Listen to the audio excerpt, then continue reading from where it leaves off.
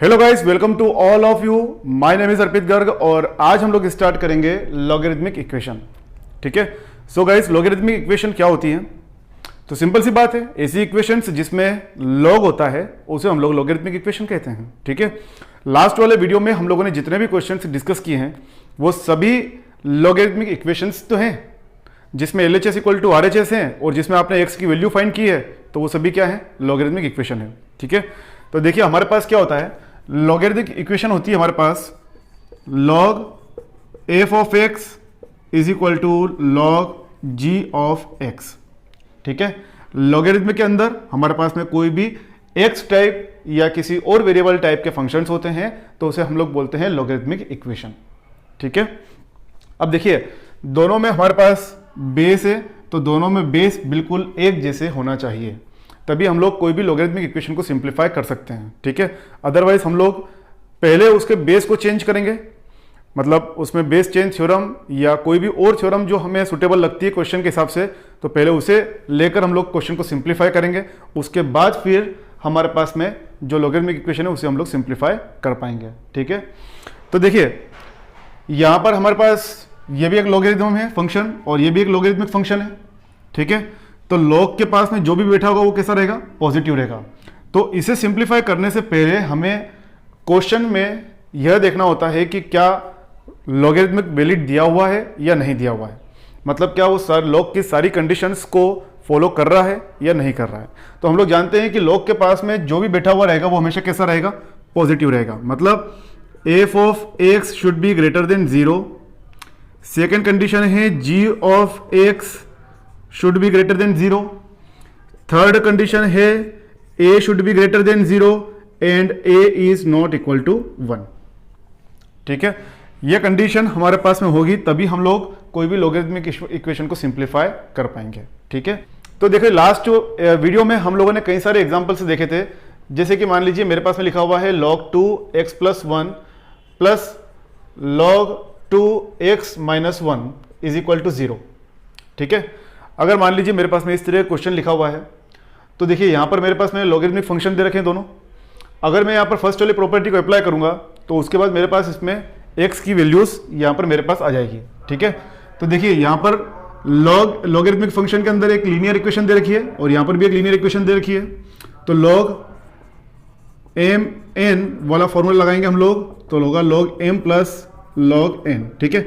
देखिए हमें इस फॉर्म में दे रखा है क्वेश्चन में, तो हम इसे लिख सकते हैं log 2x प्लस 1 और x minus 1 is equal to 0। ठीक है।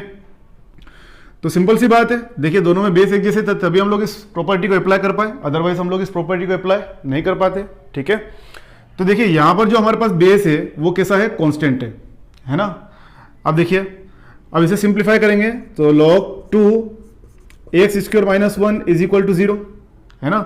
जैसे ही log हटाऊंगा तो 2 इसके नीचे चला जाएगा, so x square minus 1 is equal to 1, so x square is equal to 2 और x equal to plus minus under root 2।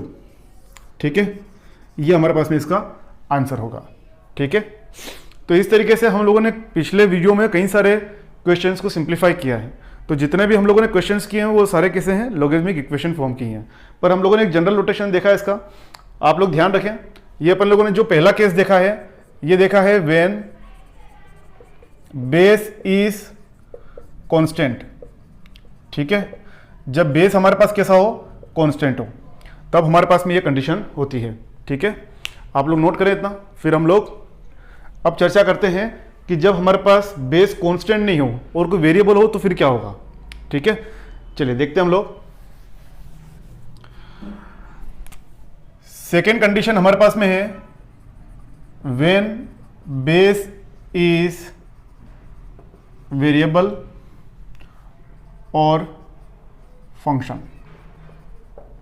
ठीक है।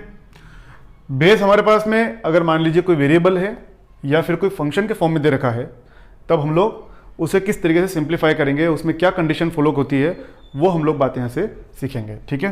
तो देखिए लॉगरिथमिक इक्वेशन हमारे पास में होती है log f of x is equal to log g of x। ठीक है। अब देखिए बेस हमारे पास अगर वेरिएबल होगा या अगर फंक्शन होगा तो अपन लोग बड़ा केस ले लेते हैं फंक्शन वाला। तो मैं मान लेता हूँ इसको h ऑफ x और ये भी कितना होगा? h ऑफ x होगा। ठीक है। तो देखिए अगर मुझे इसको सिंप्लीफाई करना है तो सबसे पहले हमारे पास में F of X should be greater then, ठीक है, ये पहली कंडीशन होना चाहिए।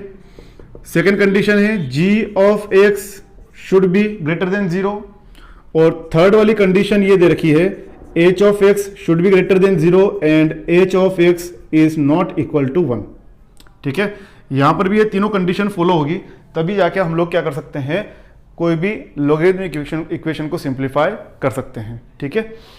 अब देखिए ये वाला जो फॉर्म है इसका, जहां पर बेस वेरिएबल होता है या बेस फंक्शन के फॉर्म में होता है, ये वाला बहुत इंपॉर्टेंट फॉर्म है, क्योंकि लॉगरिथमिक इन इक्वेशन हम लोग इसी के बेस पर पढ़ेंगे, ठीक है।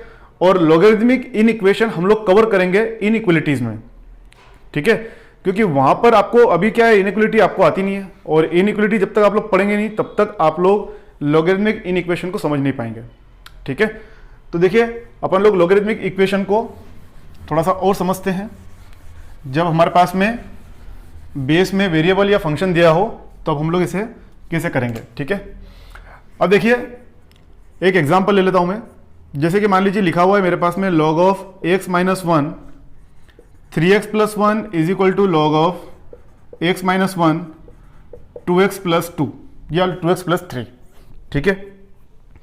अब देखिए बेस में हमारे पास क्या दे रखा है, x माइनस 1 दे रखा है, ये भी एक हमारे पास में फंक्शन है, और log f ऑफ x देखिए 3x प्लस 1 दे रखा है, और log ऑफ 2x प्लस 3 यहां पर हमारे पास में एक फंक्शन दे रखा है, ठीक है। तो देखिए जो हमारे पास में बेस है ना, ये बेस हमेशा क्या करेगा, एक कंडीशन बताएगा कि आपके पास में x की वैल्यू हमेशा कैसी होना चाहिए, ठीक है।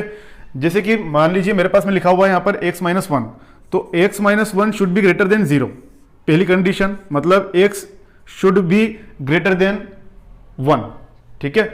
x हमेशा 1 से बड़ा होगा तभी ये फंक्शन यहां पर अवेलेबल होगा, अदरवाइज ये x की सारी वैल्यू जो x से छोटी है उस पर वर्क नहीं करेगा, ठीक है। अब देखिए सेकेंड कंडीशन क्या है, x minus 1 is not equal to 1, ठीक है। तो इसका मतलब क्या हुआ, x should not equal to 2, है ना, मतलब 1 से बड़े वाले नंबर चाहिए और वो नंबर में 2 नहीं होना चाहिए, ठीक है। अब देखिए अब हम इसमें क्या करते हैं, एंटी लॉग लेकर इसे सिंप्लीफाई कर सकते हैं, ठीक है। अब देखिए अगर मैं एंटी लॉग लेता हूं तो ये लॉग और ये लॉग खत्म हो जाएगा हमारे पास, तो मिलेगा सिर्फ 3x plus 1 is equal to 2x plus 3, ठीक है। अब मैं इस 2x को उठा के इधर लेके जाता हूं तो मुझे मेरे पास मिलेगा 3x माइनस 2x मतलब x, 1 को उधर लेकर गया तो कितना मिला 2, है ना। तो देखिए हमारे पास में इसकी वैल्यू कितनी आ गई, यहां पर x इक्वल टू 2। अब आप लोग सोचेंगे कि ये हमारे पास में आंसर होगा, पर x इक्वल टू 2 हमारे पास में आंसर नहीं होगा, मतलब हम इस फंक्शन को, इस लॉगरिथमिक फंक्शन को डिफाइन नहीं कर सकते हैं। क्यों नहीं डिफाइन कर सकते हैं, क्योंकि यहां पर हमें कंडीशन में बोला है कि x कभी भी 2 के इक्वल नहीं होना चाहिए, है ना, और हमारे पास इसका सॉल्यूशन कितना है, x इक्वल टू 2 आया है, तो मतलब मैं इसे क्या बोलूंगा, नो सॉल्यूशन, ठीक है। इस फंक्शन का कोई सॉल्यूशन नहीं है ना, क्योंकि यहां पर x की वैल्यू जो हम लोगों ने ली थी वो x की वैल्यू कितनी आ रही है, 2 आ रही है, और अगर 2 आती है तो मैं इसको सिंप्लीफाई नहीं कर पाऊंगा, ठीक है।